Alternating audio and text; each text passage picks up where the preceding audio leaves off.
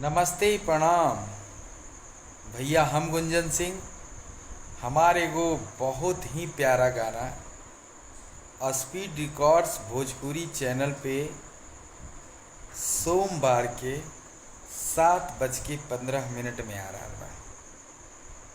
आप सब हमार सब गाना के बहुत आशीर्वाद देनी और देते हैं। आप लोग मेरे भगवान हैं। हमेशा मैं आप सबको दिल में रखता हूँ और जिस प्रकार से आप मेरे सारे गाने को आशीर्वाद दे रहे हैं, इसके लिए मैं सदा आभारी हूँ आप लोगों का।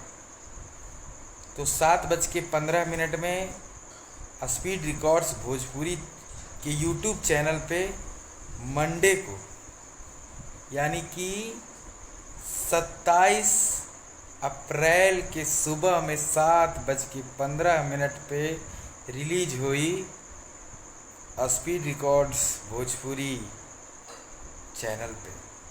तो आप सब ढेर सारा प्यार दुलार आशीर्वाद दीजिए, शेयर करिए और इस गाने को भी बम्पर हिट करिए। मुझे विश्वास है कि आप लोगों को ये गाना बहुत पसंद आएगा।